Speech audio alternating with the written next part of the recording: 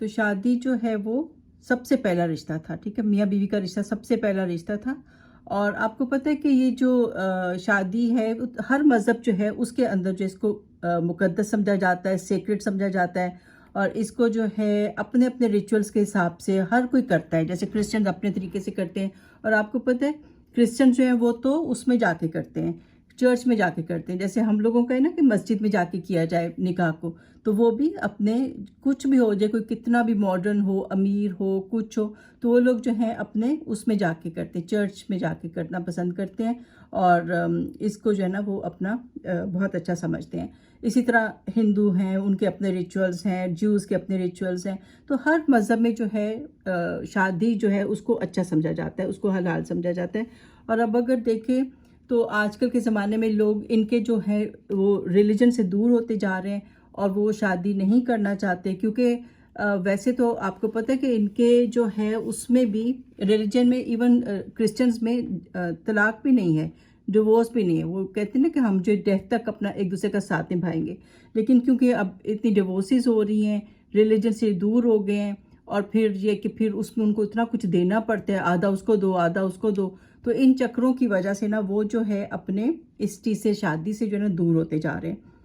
لیکن پھر بھی ان کے جو بڑے ہیں اور جن کے جو بزرگ ہیں وہ یہی پسند کرتے ہیں کہ شادی ہو اور بچے جو ہیں وہ اس اپنے اپنے سیکرڈ رشتے جو ہے نا اس کے اندر بن جائیں.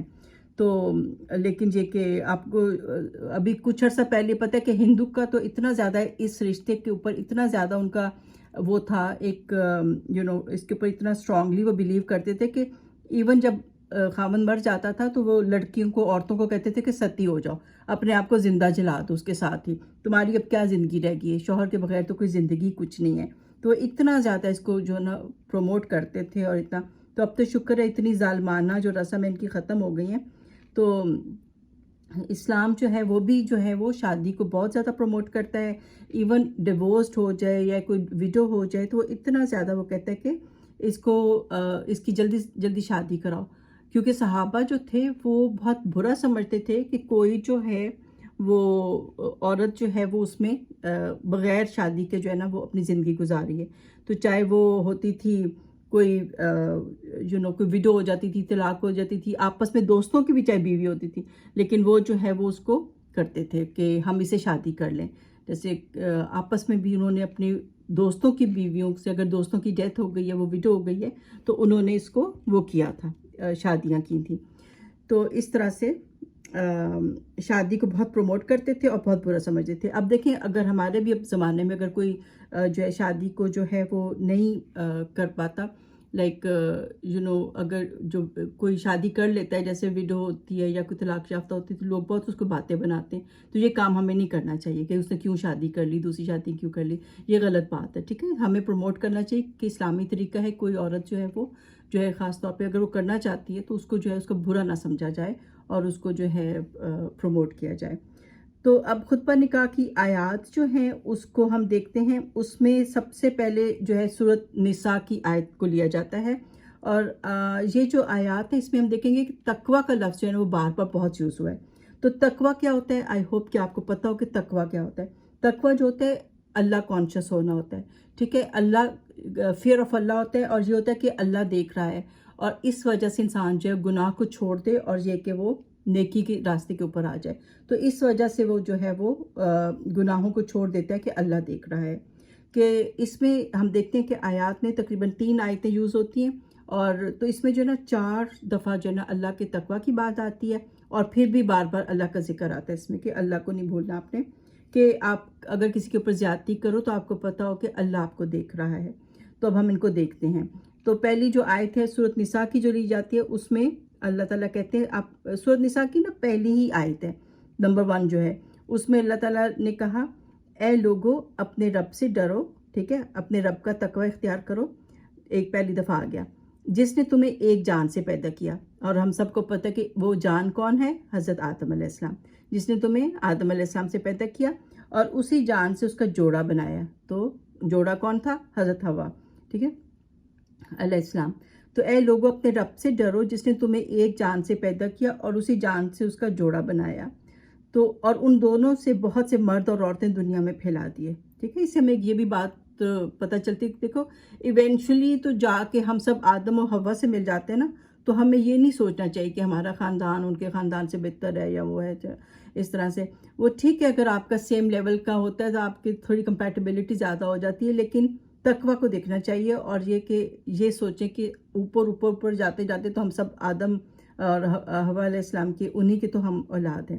تو اے لوگو اپنے رب سے ڈرو جس نے تمہیں ایک جان سے پیدا کیا اور اسی جان سے اس کا جوڑا بنایا اور ان دونوں سے بہت سے مرد اور عورتیں دنیا میں پھیلا دیے. اور اللہ سے ڈرو، ٹھیک ہے، پھر سے آ گیا، اللہ سے ڈرو جس کا واسطہ دے کر تم ایک دوسرے کا حق مانگتے ہو. تو ایک دوسرے کے رائٹس مانگتے ہو کہ اللہ کا واسطہ دے کے تم نے یہ رشتہ شروع کیا ہے. اس رشتے کی جو بنیاد ہے وہ کوئی اور نہیں ہے بلکہ ہمارا کریٹر ہے، ہمارا اللہ ہے، سپریم بینگ ہے. تو یہ کہ کوئی انسان نہیں ہے، ہم نے اللہ کو گواہ بنا کے یہ سٹارٹ کیا ہے.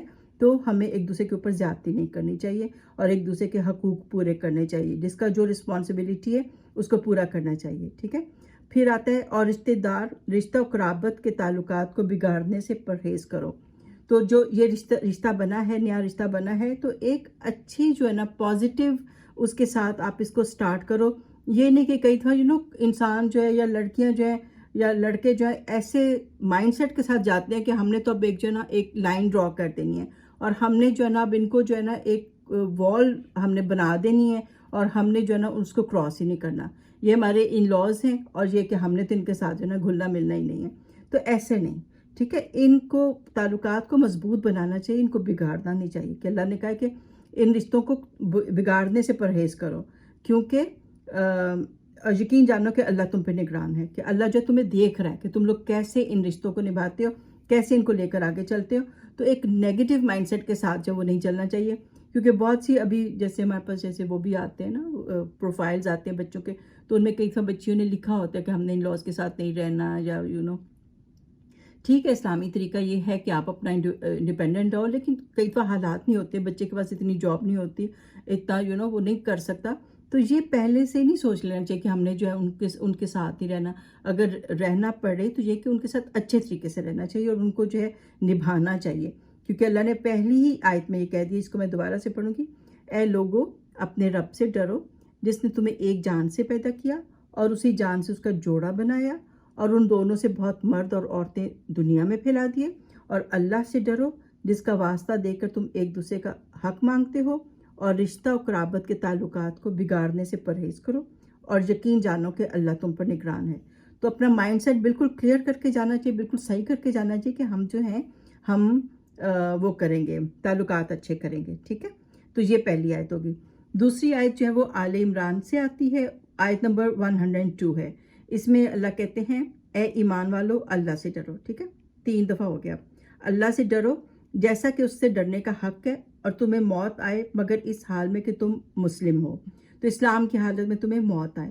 تو اس میں ہمیں کیا پتہ چلتا ہے کہ دونوں جو ہیں مسلمان ہونا ضروری ہیں، 5 پلرز کو فالو کریں. ٹھیک ہے، ایک بھی پلر کو نہیں کرتے وہ عمارت کمزور ہو جاتی ہے.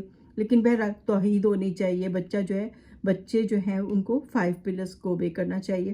تو ایسی حالت میں مرے انسان کہ وہ مسلمان ہو. اب اس میں دیکھیں آج کل بہت سی لڑکیاں بھی جو ہیں وہ نان مسلمس کے ساتھ شادیاں کر رہی ہیں. تو یہ بڑی غلط بات ہے، اس چیز کو پروموٹ نہیں کرنا چاہیے. سمجھانا چاہیے کہ کم سے کم اگر انہوں نے کسی اپنے کلاس فیلو کو پسند کیا ہے یا کوئی جیو ہے یا کرسچن ہے، کلمہ ضرور پڑھے، کیونکہ کلمہ نہیں پڑھے گا تو نکاح ہی نہیں ہوگا. تو یہ کہ اس کو بہت اچھے سے سمجھائیں کہ ہمیں جو ہے شادی جو ہے لڑکی نہیں کر سکتی. ٹھیک ہے، یہ بھی اتنا ہو گیا. جو صحیح امام ہے وہ تو نکاح نہیں کراتے ایسی سچویشن میں. ٹھیک ہے، پھر وہ لوگ انٹرفیتھ والوں کے پاس چلے جاتے ہیں اور انٹرفیتھ والے جو ہیں ان کا نکاح کرا دیتے ہیں. لیکن مسلمان لڑکی جو ہے وہ نان مسلم سے شادی نہیں کر سکتی. ہمیں یہ پتہ ہے کہ مسلمان لڑکا جو ہے وہ پیپل آف دا بک کی لڑکیوں سے کر سکتا ہے، ہندو یا سکھوں سے نہیں کر سکتا، مشرک سے نہیں کر سکتا. تو یہ بات ہے کہ وہ کرسچن جو کے ساتھ کر سکتا ہے، اس میں بھی جو وہ ہو پاک ہو، اچھی ویلیوز والی ہو. یہ نہیں کہ ایسی ہو کہ جس کی آلریڈی بہت سے بوائے فرینڈز ہوں اور بہت سارے اس طرح سے بہت لبرل ہو. ایسے نہیں، اس پیپل آف دا بک سے جو کہ ان میں بھی اچھی ویلیوز والی ہو. ٹھیک ہے، تو یہ اتنی اجازت ہے مسلمان مردوں کو. اب کوئی لڑکی پوچھے کہ ایسا کیوں ہے، ہمارے ساتھ کیوں نہیں، ہم کیوں نہیں کر سکتے، تو اس میں یہ بات ہے کہ ظاہر ہے ہمارا یہی ہے نا کہ نسل جو ہے وہ نام جو ہے وہ مردوں کے ساتھ چلتا ہے، تو پھر یہ کہ اس کی آئیڈینٹی جو ہے ہوتی ہے وہ مینلی جو ہوتی ہے وہ باپ کے نام کے ساتھ چلتی ہے، تو باپ تو وہی رہے گا نا. اگر اس نے پیپل آف دا بک کی کسی لڑکی سے شادی بھی کر لی تو باپ کا نام تو چلے گا نا، وہ مسلمان تو رہے گا نا. تو پھر یہ کہ اس طرح سے اس لیے جو ہے کہ عورتوں کو اجازت نہیں ہے کہ وہ جو ہے جیو سے یا کرسچن سے یا ہندو سے یا سکھ سے کسی سے شادی کریں. تو عورتوں کو مسلمان مرد سے ہی کرنا چاہیے اور کنونس کرنا چاہیے. اگر کوئی لڑکا اس میں انٹرسٹڈ ہو گیا تو یہ کہ پھر وہ کم سے کم کلمہ ضرور پڑھے. اگر باقی چیزیں بھی فالو نہیں بھی کرا شہادہ لے لے، ٹھیک ہے. تو پھر اس طرح سے اللہ تعالیٰ پھر آگے بھی چیزوں پہ وہ فالو کر لے گا. تو اگر ایسی سچویشن ہو گئی ہے تو سمجھانا چاہیے. تو تیسری جو آیت آتی سورۃ احزاب سے وہ ہے 70 اور 71 آیت نمبر ہے. اس میں اللہ کہتے ہیں اے لوگو جو ایمان لائے ہو اللہ سے ڈرو. ٹھیک ہے، چوتھی دفعہ آ گیا اتقوا اللہ، اللہ سے ڈرو اور ٹھیک بات کیا کرو. ٹھیک ہے، قولاً سدیدہ ہوتا ہے کہ ٹھیک بات کرنی چاہیے. اپنی جو ہے نا کوئی جھوٹ نہیں ہونا چاہیے، چغلیاں نہیں ہونی چاہیے، ادھر ادھر رشتے خراب کرنے کی کوشش نہیں کرنی چاہیے. کبھی سچویشن خراب ہو، آپ دونوں بچوں میں نہیں بن رہی ہے تو آپ ان کی صلح کے لیے، ان کی اصلاح کے لیے، آپ ان کی تعلقات ٹھیک کرانے کے لیے آپ ان کو سولوشنز بتا سکتے ہیں، سالو کر سکتے ہیں. لیکن یہ بات ہے کہ اگر وہ جو ہے صرف یہ کہ ان کے تعلقات خراب کریں، پھر ان کے دماغوں میں کرپشن نہیں ڈالنی چاہیے. نہ لڑکے والے یہ کریں نہ لڑکی والے یہ کریں. ٹھیک ہے، دونوں کو چاہیے کہ وہ سچویشن جو ہے اس کو سالو کرنے کے لیے ان کو اچھے طریقے سے جو ہے نا زندگی آگے چلانے کے لیے سمجھا سکتے ہیں، لیکن یہ کہ ان کے دل نہ ایک دوسرے سے خراب کریں. تو اللہ کہتے ہیں اے لوگو جو ایمان لائے ہو اللہ سے ڈرو اور ٹھیک بات کیا کرو. اللہ تمہارے اعمال درست کر دے گا. یعنی اگر کوئی معاملات جو ہیں خراب بھی ہو رہے ہیں، اگر تم اللہ سے ڈر رہے ہوگے اور ٹھیک ٹھیک بات کرو گے، کوئی زیادتی والی بات نہیں کرو گے، غلط سائڈ کسی کی نہیں لوگے، تو اللہ تمہارے معاملات جو ہے وہ درست کر دے گا اور تمہارے گناہوں کو معاف کر دے گا. کیونکہ اگر آپ کسی کی صلح کرا رہے ہیں، اس میں کچھ سچویشنز جو ہیں اوپر نیچے ہو بھی گئیں تو پھر لیکن تم لوگ کی نیت صحیح تھی، تو یہ بات ہے کہ اللہ تمہارے گناہوں کو بھی معاف کر دے گا. اور جو کوئی اللہ اور اس کے رسول کی اطاعت کرے تو اس نے بڑی کامیابی حاصل کی. تو ٹھیک ہے، یہ بڑی امپورٹنٹ بات ہے کہ اللہ اور اس کے رسول کی اطاعت کرو ان معاملات میں. تو اب ہمیں پتہ ہے کہ نبی پاک صلی اللہ علیہ وسلم کا اخلاق کیسا تھا. ٹھیک ہے، تو جو بھی زیادتی کر رہا ہے، اگر آدمی کر رہا ہے، شوہر کر رہا ہے یا بیوی کر رہی ہے، تو ان کو سوچنا چاہیے کہ ہم نے اللہ اور اس کے رسول کی اطاعت کرنی ہے، ان کو اوبے کرنا ہے اور ان میں کیا ہے ان کا اخلاق دیکھنا ہے. ٹھیک ہے، نبی پاک صلی اللہ علیہ وسلم جو ہیں وہ انہوں نے کہا کہ تم میں سے سب سے اچھا وہ ہے جس کا اخلاق جو ہے اپنے گھر والوں کے ساتھ اچھا ہے. تو یہ کہ اگر ہم، کیونکہ باہر تو ہم بہت اچھے ہوتے ہیں، تو ہم اپنے فرینڈس کے ساتھ اپنے باہر تو ہم بہت اچھے ہوتے ہیں، تو اصلی جو بات ہے ہمارا اچھا اخلاق جو ہے وہ ہمارے گھر والوں کے ساتھ اچھا ہونا چاہیے. تو یہ کہ ہمیں یہ سیکھنا چاہیے شادی کے معاملات میں کہ ہمیں اپنے گھر والوں کے ساتھ اچھا ہونا ہے. اور ہم جو ہے تو نبی پاک صلی اللہ علیہ وسلم نے کہا تھا کہ میں اپنے گھر والوں کے ساتھ تم سب میں اچھا ہوں. تو وہ اسوہ حسنہ ہے ہمارے لیے کہ ہم ان کو دیکھیں کہ وہ جو تھے بیسٹ شوہر تھے، بیسٹ باپ تھے، اپنے گھر والوں کے ساتھ کتنا اچھا سلوک کرتے تھے. تو ہمیں ان کی اطاعت کرنی ہے، ان کو اوبے کرنا ہے اور ان کے جو ہے نا اخلاق کو لے کر چلنا ہے. ٹھیک ہے، کسی اور کے نہیں، کسی کے لکھائی اس میں نہیں آ جانا، کسی کے بہکاوے میں نہیں آ جانا. ہم نے اپنے سنت کو دیکھنا نبی پاک صلی اللہ علیہ وسلم کی کیا تھی، اور وہ اپنے گھر والوں کی ہیلپ آؤٹ بھی کرتے تھے. ٹھیک ہے، اب یہ کہ کوئی جو ہے کوئی اپنے بیٹے کو گھر کے کام کرتے دیکھے تو اس کو ورغلانا شروع کر دے کہ نہیں تم نے جو ہے وہ نہیں کرنا، تم نے جو ہے کیوں تم ان کو وہ کر رہے ہو، ہیلپ کیوں کر رہے ہو، تم تو مرد ہو. تو یہ غلط بات ہے. ٹھیک ہے، اسوہ حسنہ وہ جو ہے نبی پاک صلی اللہ علیہ وسلم کی سنت کیا ہے کہ وہ اپنے جو بھی کام کر رہی ہوتی تھی، ان کی جو وائفس تھیں وہ آ کے ان کی ہیلپ کرنی شروع کر دیتے تھے. وہ جس بھی کام میں انوالو ہوتی تھی تو اس میں ہو جاتی تھی. وہ اس بات کو بالکل ایگو کا مسئلہ نہیں بناتے تھے کہ میں مرد ہوں یا میں تو پروفٹ ہوں، اور میں ظاہر وہ اتنے بڑے سب سے بڑے لیڈر تھے تو اتنی بڑی لیڈرشپ کے پوسٹ کے اوپر ہوں تو میں یہ چھوٹے چھوٹے کام کروں. تو ایسا نہیں. جو بھی وائفس کہتی ہیں، ایک تو وہ مسکراتے ہوئے گھر میں داخل ہوتے تھے، اور جو بھی کام کر رہے ہوتے تھے ہم لوگ، وہ ہمارے ساتھ جو ہے نا ہیلپ کرانی شروع کر دیتی تھی. تو یہ ہمیں کرنا چاہیے. ٹھیک ہے، تو یہ جو 3 آیتیں ہیں یہ خطبہ نکاح میں یوز ہوتی ہیں. اس کی گہرائی میں جاننا چاہیے اور اس کو جو ہے ہمیں وہ کرنا چاہیے کہ ہم اس کو فالو بھی کریں. ٹھیک ہے، ہم سنتے ہیں، نہ ہمیں کوئی سناتا ہے، بس وہ فارم لے کر آتے ہیں کہ بس سائن کر دو، اور اس کی گہرائیاں اور اس کی جو ڈیپتھ ہے اور اس کی جو روح ہے اس کو ہم سمجھتے نہیں ہیں. تو یہ ہمیں سمجھنا چاہیے اور اس کی روح کے اندر جا کے اور اس کو جو ہے پھر پہلے بھی بلکہ سنیں اور آف اینڈ آن ہمیں یہ ریوائز بھی کرنی چاہیے. جب ہم پریکٹیکل لائف میں آتے ہیں پھر بھی ہمیں اس کو ریوائز کرنا چاہیے کہ خطبہ نکاح میں کیا تھا. ہمیں بار بار اس کو ریمائنڈ کرانا چاہیے اور بار بار ہمیں میاں بیوی کو اکٹھے پڑھنا چاہیے کہ یہ اللہ نے کہا تھا, یہ اللہ کا پیغام تھا اور یہ جو ہے یہ رولز ہیں. تو ہمیں اس کو بار بار ریمائنڈ بھی کرانا چاہیے. یہ نہیں کہ چلو ایک ہم نے خطبہ نکاح میں کر لیا تھا اور اب ہم اس کو کبھی ریوائز ہی نہ کریں. اس وقت تو ویسے بھی کچھ سمجھ نہیں آتی, شادی سے پہلے وہ باتیں سمجھ نہیں آتی. جب آپ پریکٹیکل لائف میں آتے ہو تو آپ کو زیادہ سمجھ میں آتی ہے. تو آپ اس کو آف اینڈ آن ریوائز کریں اور جہاں جہاں پہ اپنے اصلاح کی ضرورت ہے اس کو اصلاح کریں. تو آئی ہوپ یہ خطبہ نکاح جو ہے اس کی آیات سمجھ میں آ گئی ہوں گی, اس کی گہرائی سمجھ میں آ گئی اور اس کا مطلب سمجھ میں آ گیا ہوگا. ٹھیک ہے, ٹیک کیئر, اللہ حافظ.